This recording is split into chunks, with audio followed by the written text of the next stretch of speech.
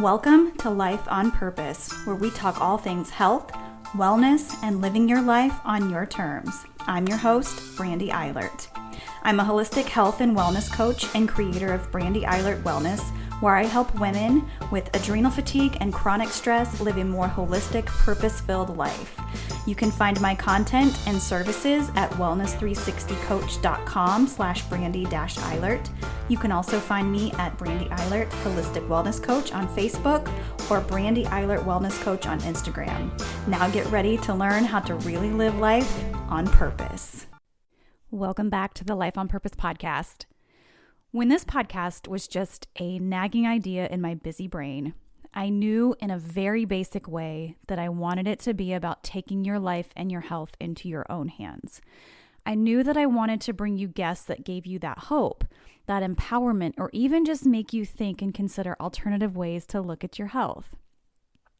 Somewhere along the way, I think so many of us forgot that our health is our responsibility and that we have choices in how we manage it because we are all so different and one size really does not fit all. The wisdom that we used to have passed down from generation to generation has gotten lost somewhere along the way. We no longer revere the healers of the past, but worship a pharmaceutical-driven industry that does not necessarily have our best interest at heart, does not care to get to the bottom of the why or the what is causing these chronic diseases that have skyrocketed in our population in the past few decades. I'm a bigger picture kind of person. I always have been, and I've talked about that a lot on this show. I like to get to the bottom of things that don't necessarily make sense or aren't working.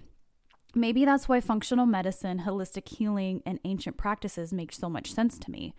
Not to mention these methods and ways of understanding true health gave me my own life back. That's not to knock any amazing technologies that have been introduced that save lives. I've used and continue to use those too. I do believe there is a place for all of it. Hence the need for options and more integrative medicine and to make it mainstream.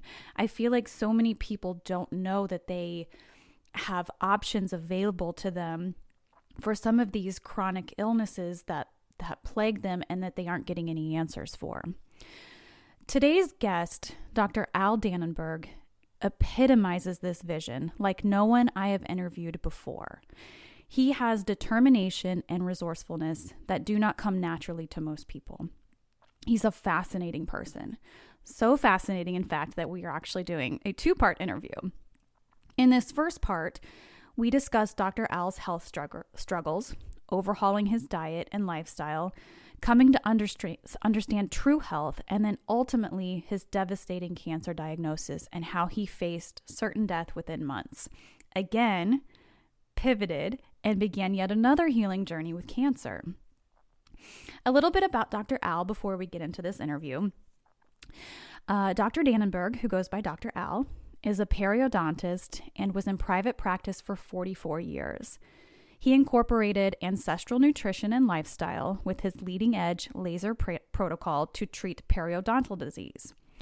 Dr. Al consults with patients all over the world, virtually via Zoom and Skype, regarding animal-based nutrition, lifestyle, oral and overall health, and the importance of a healthy gut and immune system. He also includes his Unconventional Cancer Protocols since he was diagnosed with incurable bone marrow cancer in September 2018 and was given only 3 to 6 months to live. Dr. Al rejected all chemotherapy and is thriving today. In 2014, Dr. Al received the Certified Functional Medicine Practitioner designation as well as the certification as a Certified Primal Health Coach. In 2015, he was appointed to the faculty of the College of Integrative Medicine and created the college's integrative periodontal teaching module. Then, in April 2017, Dr. Al earned the designation of ADAPT Trained Health Professional from Kresser Institute.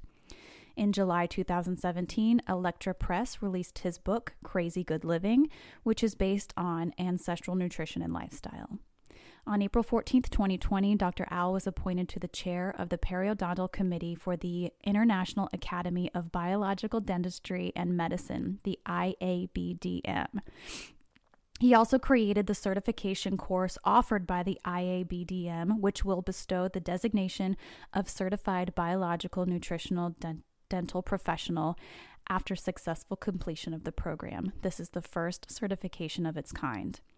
In August 2020, he published 2 mini ebooks on Amazon for download, Better Belly Blueprint and Is Your Gut Killing You?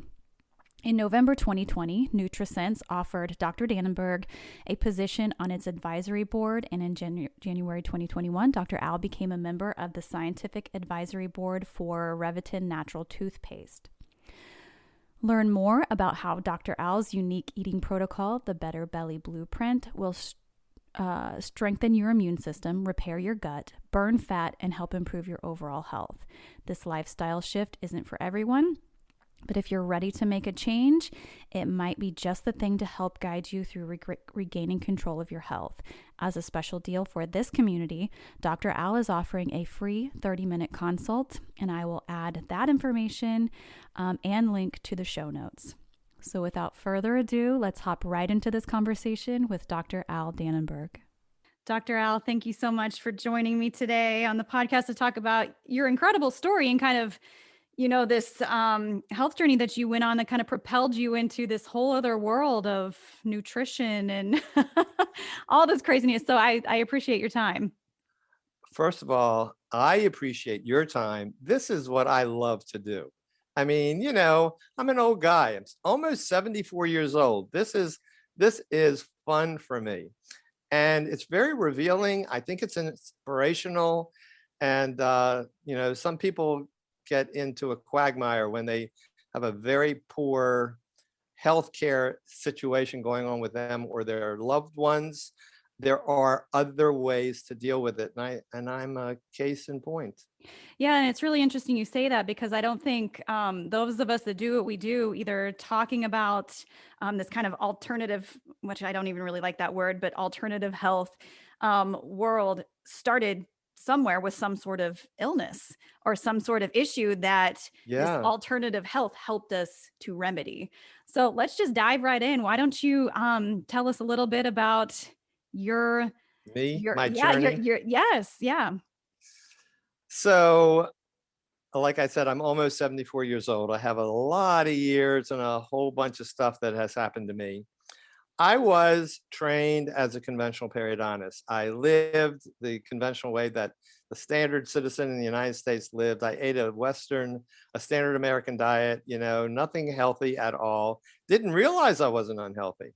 So at the age of 59, something happened. I had a stroke at the age of 59. And it was not a devastating stroke, but it was a stroke. I couldn't talk. And scary. My conventional medical doctors saved my life. They put me on 7 medicines for the rest of my life. And they basically said, eat healthy and exercise. Well, what did that mean, right? So I didn't know what that meant, because I thought I was eating healthy and I thought I was exercising. So I did a lot of research, recovered within 2-3 months, I was back in practice. So I recovered and started to look into the organizations that you and I probably would say would be the answers. So the American Heart Association, the American Cancer Society, the American Diabetes Association, all these organizations have all kinds of information on their website, how to eat healthy and live a healthy lifestyle. I tried to incorporate all those things, and I was pretty good. I mean, when somebody tells you, when you have a life-death experience, unless you have a death wish, if you have a life-death experience, you probably are going to say, hey, something is going to click in my mind and I need to get motivated to do something. So I did. And I followed everything to the letter. I was, at that time, I'm only 5'7". So I weighed about 187 pounds. That's a little chunky. And again, like I said, I was eating a standard American diet with all the junky food. So I started eating healthier, and I started changing my ways with exercise, but not a whole lot of difference. And between the age of 59 and 66, that's a long span, I lost maybe 4 or 5 pounds, still was on 7 medications, but I thought this is the way it's going to be. I didn't like the idea was on medications, but it never got any better and I had to stay on them. So at the age of 66, I find a course in nutrition at the Kripalu Center for Yoga and Health. It was for healthcare professionals, and it was going to be a summary of nutrition. And I thought this was going to really hone in all this information and it will prove exactly what I'm doing is correct. It's a 5-day intensive course. So I signed up, I went, and it was amazing. First of all, I learned that practically everything I was doing was wrong. That's a mind-blowing fact. And I learned, and this is unusual for the Kripalu Center, but there were other instructors there. I learned of the Paleolithic type of diet, primal diet and primal lifestyle. So I changed everything. I called my wife, got home after 5 days, called my wife and said, I'd like to make some changes. So when I got home, we bumped heads quite a bit. She did give me permission to make changes for the first 30 days. So I removed everything that was not paleo type foods from the refrigerator, freezer, the cupboard, everything. I had 7 bags of groceries that we took to the food bank. And I also had no food in the house. I was So gonna say, what was left? it was nothing left. So maybe some ice cubes, but that wasn't even good water. So my wife and I started to shop. I learned organic. I learned farming, going to community farming areas that I could buy fresh pastured meat and pastured eggs. And it was a fascinating experience for me. So I started eating this paleo diet and living a paleo lifestyle with a change in my exercise pattern, basically changes that Mark Sisson promotes with his Primal Blueprint. So I got into this, and lo and behold, within 2 years, from ages 66 to 68, I lost over 30 pounds and I got off every one of those 7 medications in Wow. 2 years. Amazing.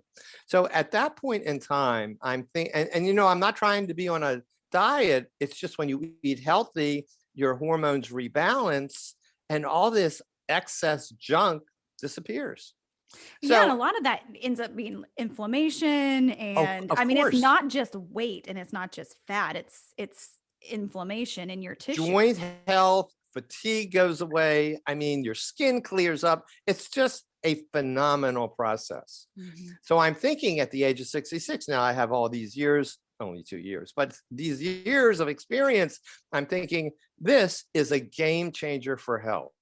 No one knows about this, at least none of my contemporaries, none of my dental friends knew anything about this. So I am going to start integrating these concepts with my periodontal patients. So I treat periodontal disease. I've been doing it for 44 years until I stopped in 2018. But at that point, at the age of 66, I started explaining to my patients how diet is so critical for the health of the mouth. Now, patients come to me, I'm a conventional periodontist, come to me because they have periodontal disease. They don't want to hear about nutrition. So maybe 5% or less of my patients were interested in what I was saying. But those 5% that actually got involved with this change in dietary habits and lifestyle changes had significantly improved mouths, much better overall progress of their periodontal health over the years, and a decrease in other chronic illnesses that they had. It was just amazing. Now, I also had patients that would come to me and I would start talking about this new way of eating. And, you know, you could see their eyes roll up a little bit and they left like after the first examination and told the front desk, I don't want to come back and see him. I want to go to a real periodontist. I don't want to hear about nutrition. I Well, was you gonna know, say, how brave of you to be able to kind of integrate this into your practice, knowing that people who come to you have certain expectations about what kind of care they're going to get, and you start talking about food. I'm sure it kind of spun some heads. I'll give you an interesting story. I don't really talk about this, but it's interesting.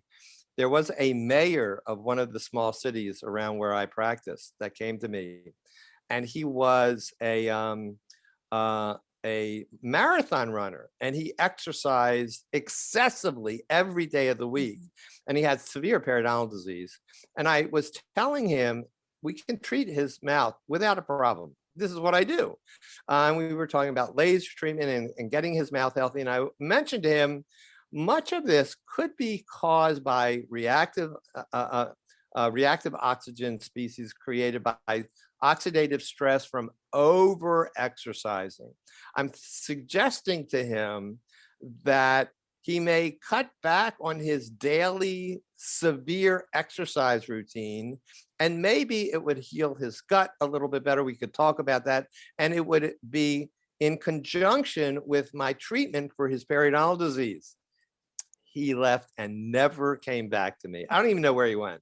He had severe disease, but he told the front desk, this is not the place I want to be.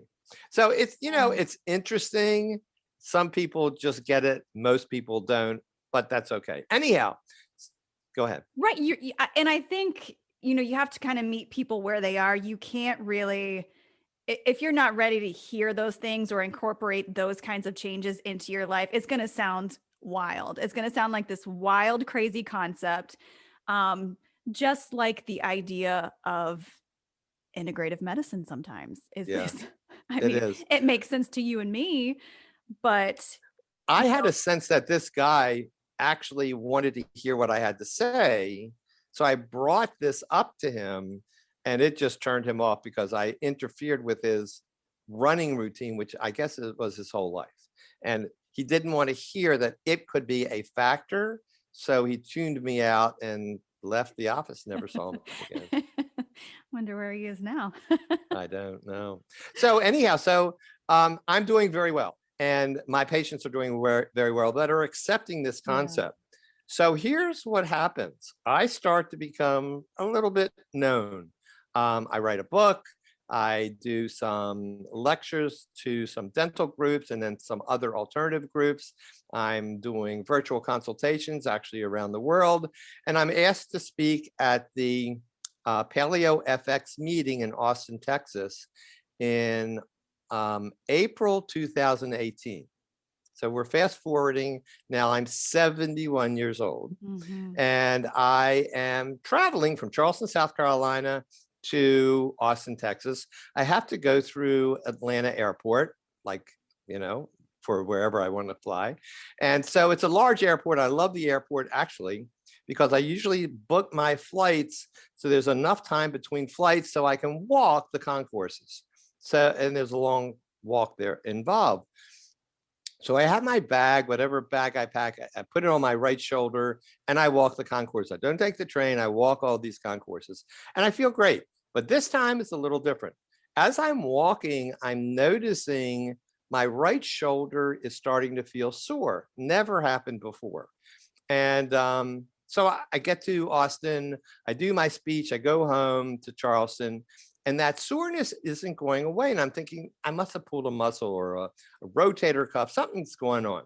So I'm a little pig-headed, I don't do anything. The pain kind of goes back to my shoulder blade.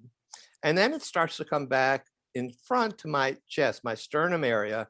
And I'm actually having a little difficulty taking deep breaths. So then I'm thinking, and this is in April, starting in April 2018. Now it's about August 2018, and I figured I need to see my doc.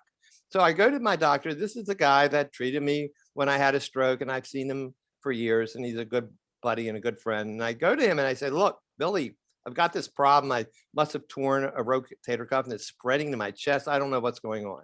So he prods and pokes and he says, yeah, something's wrong. And I said, yeah, that's why I'm here. And I usually see him every year anyhow for an annual. So he says, let's do some basic blood work and see if we can figure out something. So he does a basic CBC, complete blood count, a complete metabolic panel. And so he also includes a CRP, a C-reactive protein, just try to find maybe if there is any inflammation in my system. Everything comes back relatively in normal range, which is interesting now, except the C-reactive protein. Now, C-reactive protein, if you're a healthy person, should be around 0.5 or less. it was over 5.0. Obviously, something's going on. It does not say if it's an acute infection or it's a chronic infection, doesn't say, or inflammation, and it doesn't say where the inflammation is coming from. Just something is going on in my circulatory system. So therefore, he orders an MRI. So I've never had an MRI before. If you've never had an MRI, it's an experience. You go into this tube, it makes all kinds of crazy sounds. You can't be claustrophobic and have an MRI. Oh my God, exactly. And it's 25 minutes. I mean, it's just not like a ride at Disney World. It is a long, long process. So I have this MRI and he calls me the next few days when it comes back. And he calls me on the phone. He says, Al, do you want to come into the office? We can discuss what I see, or do you want to talk on the phone? I said, Billy, what's the big deal? Just tell me what you see. So he first starts off with a little joke and he says, did somebody beat you up or did you fall down the steps? I said, Billy, I just carried my bag on my right shoulder. It got sore. What's going on? Then he gets a little more serious and he says, I see a vertebral compression fracture. Several ribs are fractured. You have a hairline crack in your pelvis, and there's a soft tissue mass around 2 to 3 centimeters large on the side of your spine. Wow. Then he says, I think you have leukemia, lymphoma, or multiple myeloma. All very scary words. He's not giving me any other options. These are all 3 cancers. Now, wait a minute. I am thinking I am the senior poster boy for a healthy lifestyle and primal diet. And you're telling me I have cancer? My life is just falling apart at that moment. So he refers me to a good buddy of his. He's an oncologist. I don't know him yet. And I schedule the appointment, of course, and I have a host of other tests done. And I go to his office. And my wife is there and my 2 adult children. And George, who is still my oncologist, and he's a conventional oncologist, looks at me after he goes over all the reports, a PET scan and tissue biopsies and whatever. And he says, you have IgA kappa light chain multiple myeloma with innumerable lytic lesions throughout your spine, meaning I have holes in my entire skeleton, which would be typical of a person that had severe osteoporosis. Oh my goodness. That's why I had broken bones, and that's why I had pain. And the reason I couldn't breathe was the broken rib was pushing into my lungs. So, and then he says, this disease is incurable. And he gives me 3 to 6 months to live. So before we keep going, what does that do to you? Oh my God. What kind of emotions do you go through? So before you reach that determination phase, what is it like being faced with your own mortality? Yes. What kind of emotion, what does that do to your psyche in moving forward? This is a great question, and I want to go into it in much detail as you want. And I write about it constantly. I actually started writing about it when I was diagnosed in September 2018. So the diagnosis is in 2018. That's the prognosis. I was expected to die by December 2018. So what goes on in my mind? First of all, a ton of bricks drops, and I realized the life I have lived for 71 years is over. Now, it doesn't mean I'm dead, but my life is over. My practice is over. I can't go back to practice. I can't do the things I was doing. Now my bones are so fragile, I can break them at any moment, at any time. So, and the disease is incurable. Now, I have a philosophy. I had this philosophy all my life, certainly all my adult life. And that was, if I ever had a need for chemotherapy, I would reject it because of the potential side effects and the destructive nature of chemotherapy. And my thought process is, why destroy my body with outside chemicals when I need to enhance my immune system. So I never thought I would ever go through chemotherapy. And my other thought, which was even more important, was quality of life is everything. Yeah. So if I am healthy, although I couldn't breathe well at that moment, if I can be healthy and feel good without chemotherapy, but only live another several months, several years, I'm okay with that.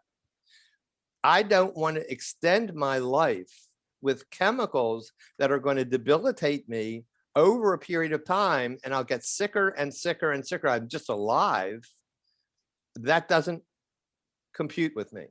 So and I longevity feel meant like nothing. that's a decision that people who get this diagnosis or any kind of terminal cancer diagnosis have to face. I think that's Yes. probably something that goes through everybody's minds, and it's brave no matter what decision you make, what direction you choose to go. And it's really interesting that you already had that at your core and Yeah. in your psyche that this is the way you were going to go. So is that the route you chose? So this is how it kind of played out. My wife and I had already spoken about this subject several times, even before my cancer diagnosis. Mm-hmm. And she is not in agreement with me if that were her case, Yeah, but she certainly was on my page because I'm making the decision. sure. So I'm looking at her while George, my oncologist, is telling me what's going on. And she kind of, I see in her eyes, she knows what I'm going to say. Yeah. Because George then says, tomorrow, you're going to start chemotherapy and we'll also start radiation treatment so that we can take care of the pain in your chest. The radiation will not treat your cancer, but it will relieve the pain so you can breathe correctly. Mm-hmm. And then the chemotherapy will just get started with, and it'll be a whole round of infusion of drugs. And I said, well, wait a minute. Why would I do chemotherapy if this disease is incurable? So he says, we're having a great conversation, by the way. I'm blown away and devastated, but it's a great conversation. So he says, when you have chemotherapy, you will actually go into remission. And if you go into remission, you're going to feel great and you'll be fine. And then unfortunately, the disease will come back. And once it comes back, we will not be able to use the same chemotherapy drugs because they won't be effective anymore.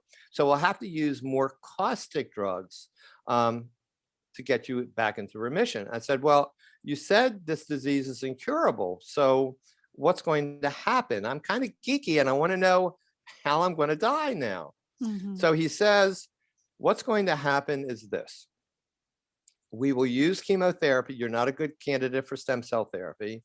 And once the chemotherapy doesn't work, your body will start to break down and you will die from one of generally three processes.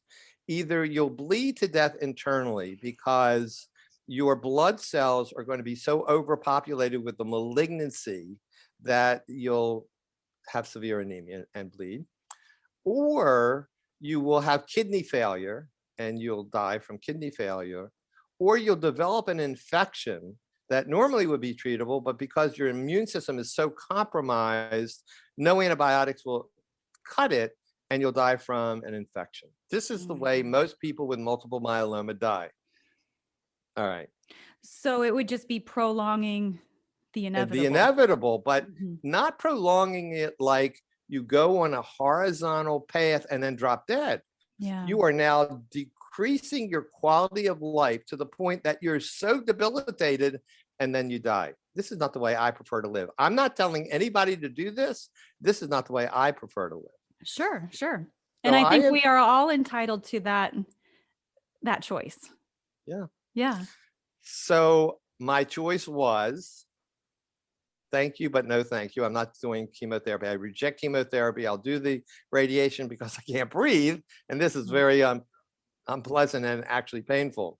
So I do the radiation, everything is fine. I do not do chemo.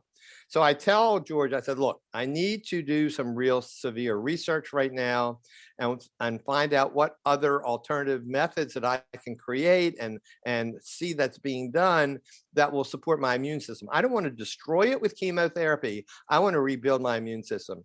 If I can rebuild my immune system, then basically I have everything working for me to heal my body. If it can't heal, it can't heal. And I'm going to die like everybody's going to die eventually. And I'm okay with that. And you mentioned something about mortality, and I want to bring this up to you with you. And I know that this is going to be very controversial, but this is my belief.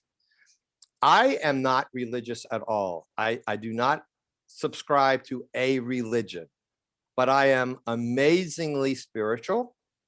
I believe in my spirit. I believe, and this is going to be the controversial part, I believe that we are here more than one time. I believe in reincarnation.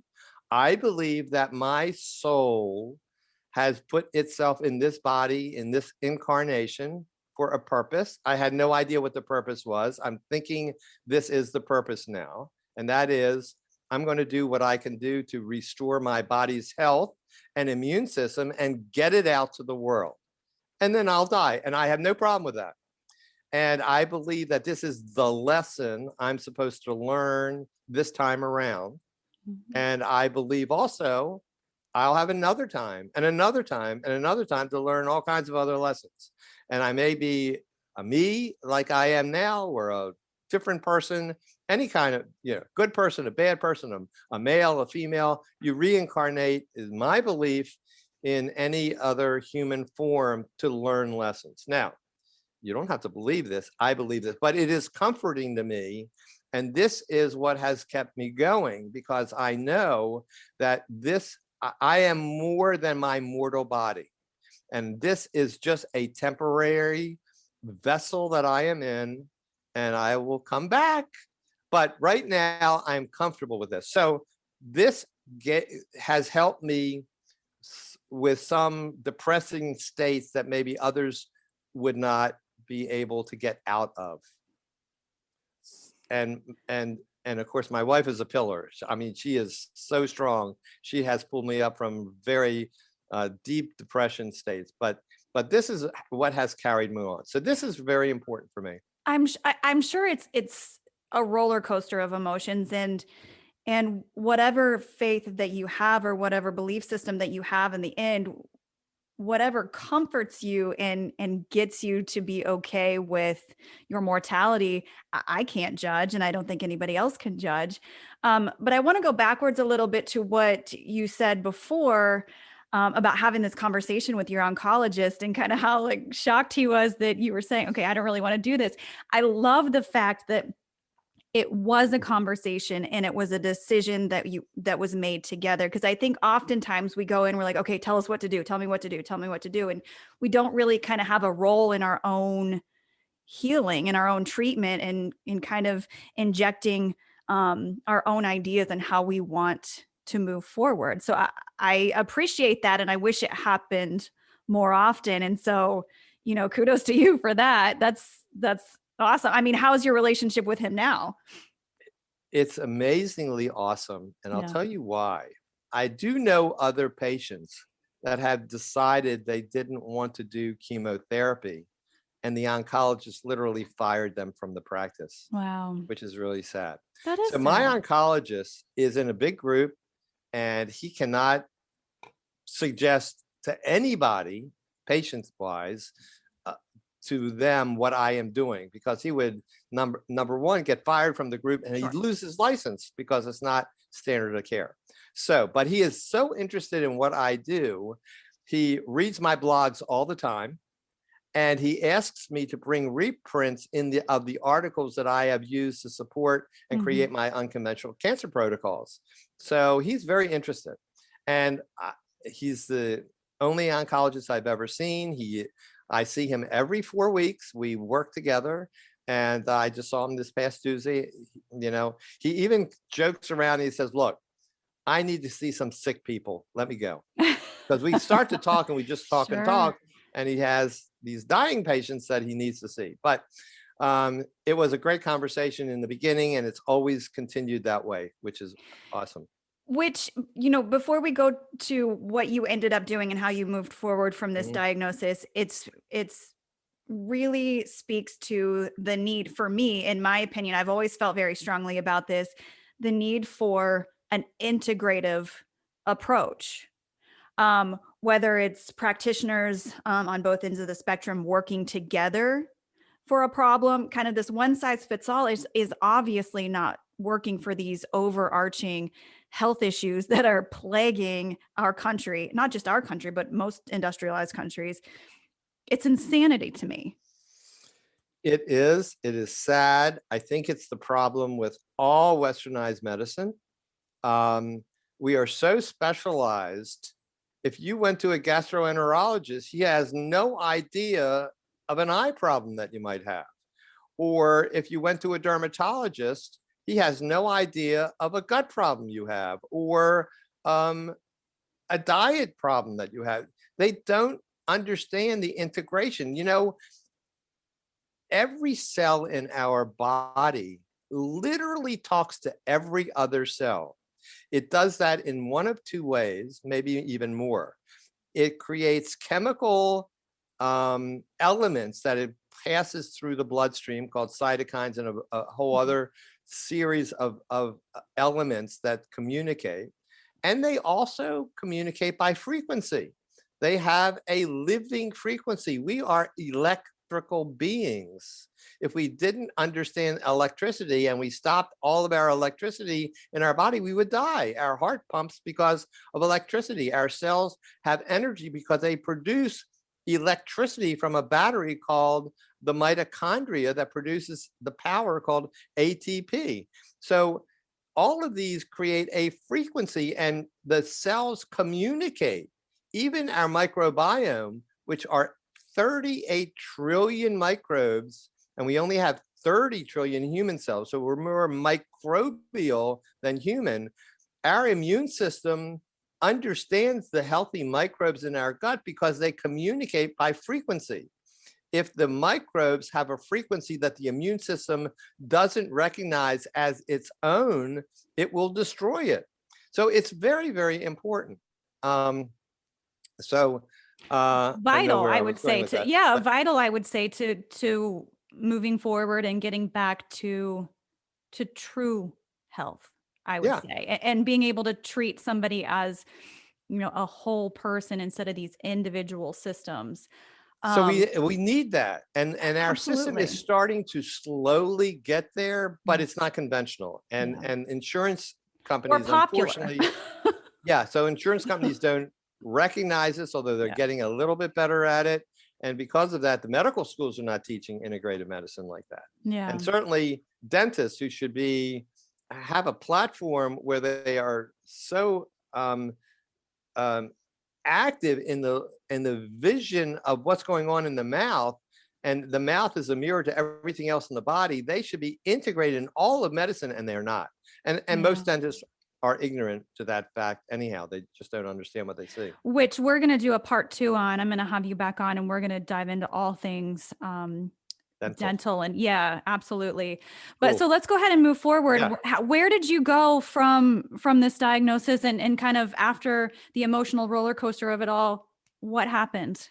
So what I started to do was investigate and research other forms of treatment for cancers.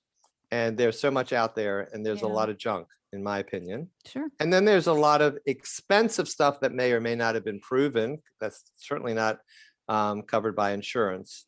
So you have to do a lot of research. My research was primarily through PubMed, PubMed.gov, which is basically a receptacle area of all kinds of medical papers from all over the world for years and years and years. If you want to find anything out medically, you can go to PubMed.gov, type in the word or phrase that you're interested in, and thousands of abstract medical papers will pop up, and you can read what's being done all over the world. And what I wanted to see was what was being done for multiple myeloma in an alternative type of style that was being duplicated. I didn't want one guy doing one thing and no one else could duplicate it. Yeah, right. I want to find out that other people were doing some similar things that were being maybe effective. So what I discovered, and I've tweaked my protocols constantly, but where I am right now is I discovered diet is critical, and I'll explain where we are with that, or where I am with it now. I really understood the gut microbiome is absolutely critical because it tells the body so much to do because it communicates with the immune system. So having a robust immune system is also critical. Another critical element is the cellular structure of every cell in my body, the membrane, the production of energy through the mitochondria is critical. So I learned about these different areas, integrated that with all the other normal things like efficient exercise, stress reduction, restorative sleep, a variety of things to stretch, stretching exercises, a variety of things to make my body overall healthy, but very specifically my immune system. Mm-hmm. So I started on a paleo diet, as you know, from the Yeah. age of 66 to 71. When I was diagnosed, I switched from a paleo diet to a paleo autoimmune diet. Basically, remove some of these foods that could be irritating, like nightshades and those types of things, creating an autoimmune response. And I did that for up until January 1st, 2020. Then I found some more research, especially from a clinic in Budapest, Hungary, called the Paleo Medicina Clinic. Now, this is a fascinating place. It's been in existence for about 10 years or so. The doctors in the clinic are treating humans, not rats or mice, and they have treated about 5,000 patients to date. They only treat severe chronic disease and cancer, and they treat curable cancer as well as incurable cancer. And they treat them primarily with a diet, which they call the Paleolithic ketogenic diet, and no prescription medications and no supplements. Wow. Now, the animal-based diet, like a carnivore diet, but they call it the Paleolithic ketogenic diet, it's very strict. It is a fat to protein ratio measured in grams of 2:1. So it's a high fat, moderate protein, relatively low to zero carb diet. Which is crazy because it sounds so counterintuitive to what we would consider. Well, yeah, certainly if you're in the vegan world, it would be totally counterintuitive. Sure. And so the results are very interesting because they publish their clinical reports in various medical journals, translated into English, and they are compelling if you're doing some reading and research. Yeah. So I'm targeting the cancer research, although they have lots of articles about other chronic diseases. I'm looking for their cancer patients, and I'm seeing some phenomenal results. The most recent result that I read was maybe published 6 or 8 months ago.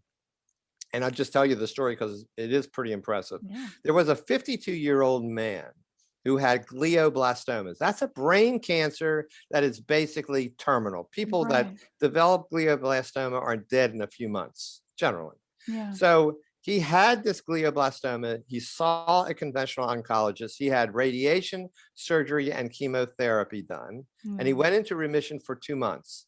Then it came back full blown. And his conventional oncologist wanted him to go through the same treatment. He refused. And he went to the Paleo Medicina Clinic. And this is in the report. I don't know this guy. I just read the report. So Paleo Medicina Clinic put him on the Paleolithic ketogenic diet, animal-based diet, 100% animal-based. And that means animal meat, fat, organs, and the collagen materials. And no prescription drugs and no supplements. They reported his case after 38 months of his success. Now, he did not go into remission, but the lesion in his brain did not grow anymore. His symptoms subsided and he was symptom free and was living a relatively normal life with glioblastoma. Wow. So that is a very interesting story. And they have many other cancer stories with remission and cures. But this was very impressive because it was glioblastoma. So then I started to think, and I researched the carnivore diet and the animal-based diet and the medical reasons why it would be beneficial. And I went on a carnivore diet as of January 1st, 2020, and that's what I am on now. Now, I do 80% to 90% animal-based, and I do maybe 10%, maybe 15% plant-based, but my plants are low in phytates, oxalates, and lectins. These are anti-nutrients that damage the gut.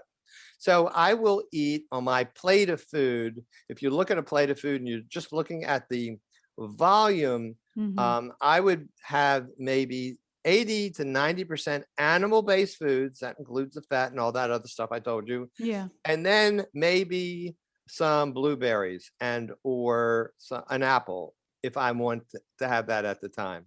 Very, very few other vegetables because they are high in oxalates and lectins, but most of the fruits are low in those things. So I will have some of that. And I will do that for 6 days out of a week. So I will stay in what's called ketosis. I know I'm in ketosis because I use a breath ketone meter, and I know I have staying in ketosis, which means I'm not feeding glucose to my cancer cells, and I am supporting my body's ability to improve my mitochondria. I'm improving my endogenous, my body's self-made antioxidants like glutathione. And ketones are just a phenomenal clean burning fuel for the body. But once a week, I cycle out of ketosis to become what's called metabolically flexible and allow my body to digest the carbs that I want to eat. And I'll eat maybe 150 grams of carbs or so for that day. That's a lot of carbs for me.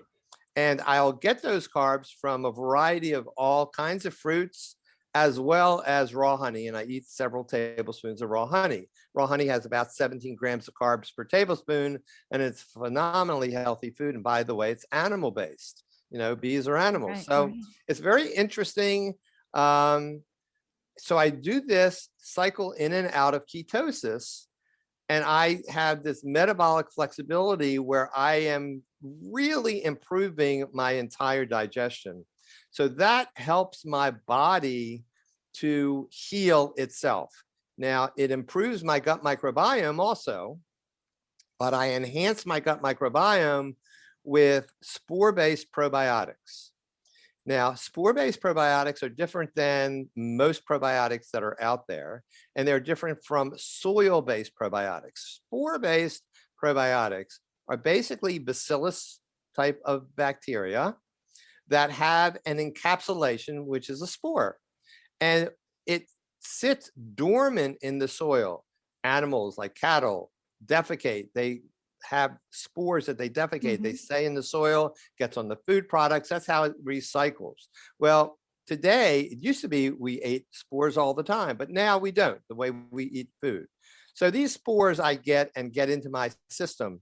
They are resistant to the stomach acid, and they will get through the stomach acid, get into the intestines, and duplicate or replicate, germinate themselves.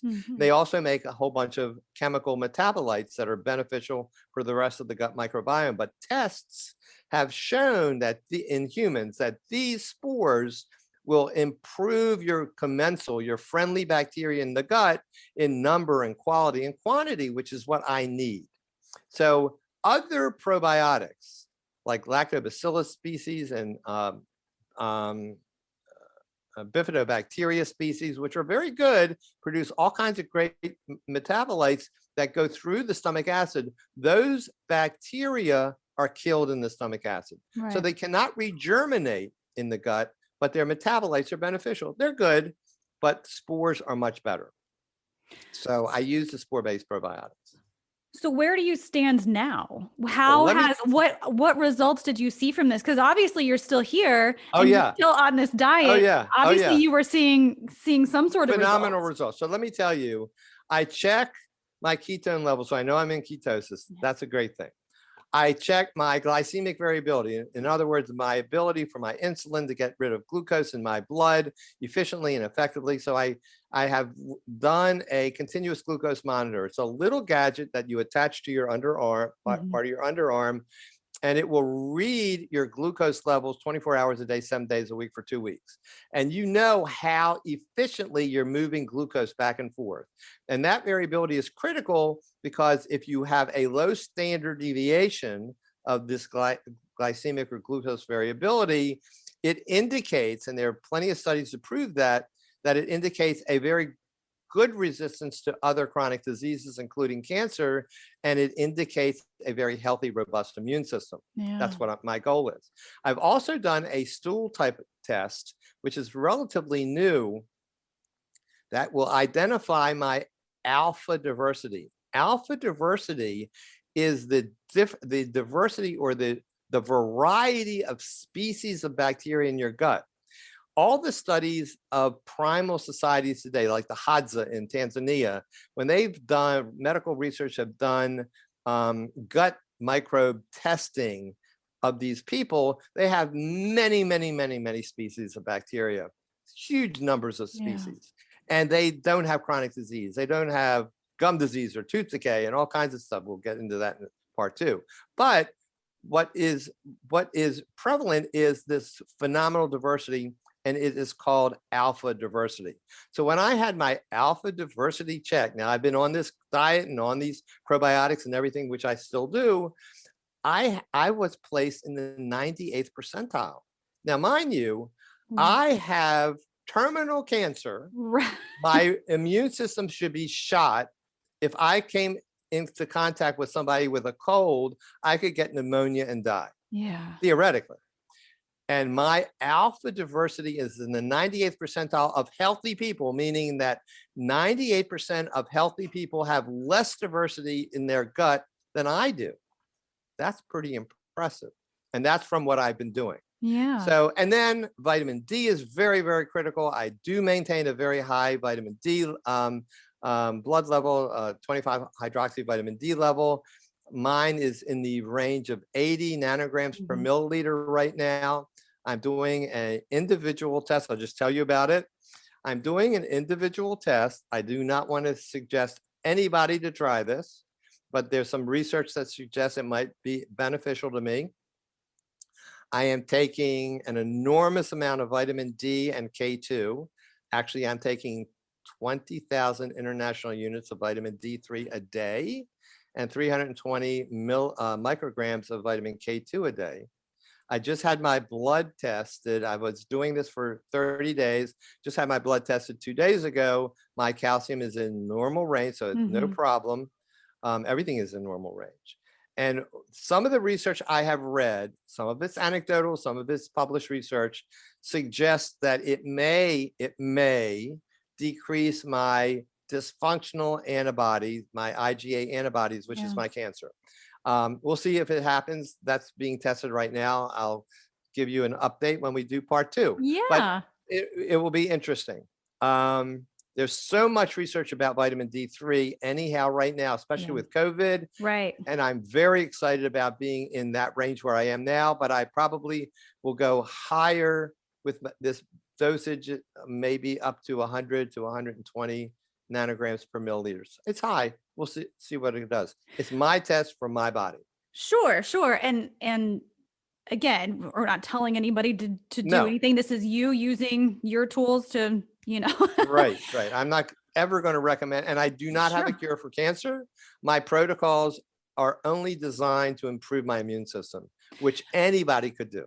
So where does your cancer stand now? Yes. So let me tell you this story.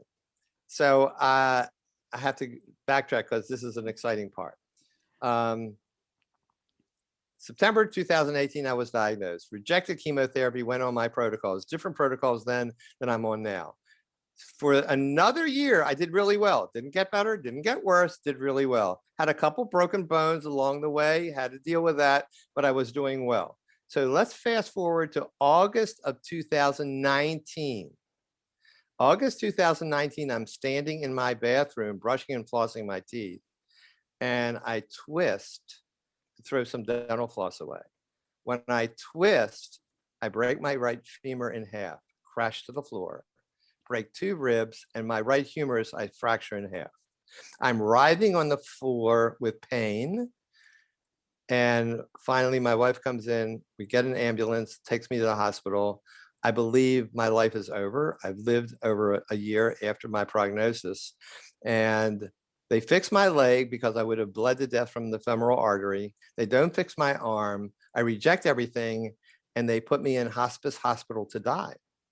So I'm in a hospice hospital to die. A variety of things occurs. Eventually, I get home with hospice, and my wife kind of knocks me in the head psychologically and says, look, you're not a victim, you're a survivor. We'll get a physical therapist in, we'll get working with you. And actually, I rally, and I revoke hospice, get back to my oncologist, and he's amazed that I'm still alive. And then in May 2020, he wants to have another PET scan done to see where my cancer is. And we have this PET scan done. And he calls me the next day and he says, make sure your wife is on speakerphone. And he reads the radiology report and it says, no active cancer cell visible in any of your body, any parts of your body. Wow. Now, PET scans only show moderate to severe cancer. I am not in remission. I still have dysfunctional antibodies, probably malignant plasma cells. But right now, I feel great. I do well. I walk about a mile every day. I do some exercises inside the house that are kind of modified. I am doing quite well. That is amazing to hear. It's a great story, and I feel so good. Because you can kind of weave in a whole bunch of different things here, you know, kind of making that choice that you did to handle the diagnosis the way that you did in your own way, and kind of saying no to some of these things, being that it was the end of your life, you making these choices, and then kind of coming to terms with your own mortality and everything that comes with that, and then being where you are now and kind of working with people in the same positions. It's amazing to me. I will tell you, and I know we're going to end soon, but I will tell you, people may be in a life-threatening situation or know people that are in a life-threatening situation, generally some kind of medical issue. Yeah. I will tell you that do not necessarily take everything that one person with a white coat says to you. Explain to that person you want to do a little research. Go and do independent research. Get other opinions. If your oncologist or medical professional says, you do what I say or else, I would fire that person. There are plenty of other quality people out there to look for. And have the right attitude, have the right support staff. My wife was my pillar and still is. You need to have someone that is there that you can communicate with, but do yourself a favor and realize, even if it is a terrible diagnosis, there are other ways that you can go to support your body's healing. And if nothing else, if you improve your immune system, which I know you can do with the methods that I use, if you support your immune system, you will create the best method to heal your body as possible. We're all going to die. Just, get over that. Just want you just want to have the rest of your years to be as high quality as you can. Right. No matter how many of those are. Yeah. Absolutely. I think that's a fabulous point. And we often forget that we have choices. So I'm glad that you brought that up. Yeah. Please, we do have choices. Well, thank you so much for sharing your story and all thank you, Brandy, of your for knowledge. The opportunity. Yeah. And we'll bring you on for part 2 and we'll dive into kind of the I love that. Periodontist and kind of the mouth gut pathways and all that fun stuff. So we'll look forward to that really soon. Thank you. Thanks for the opportunity, Brandon. Thank you.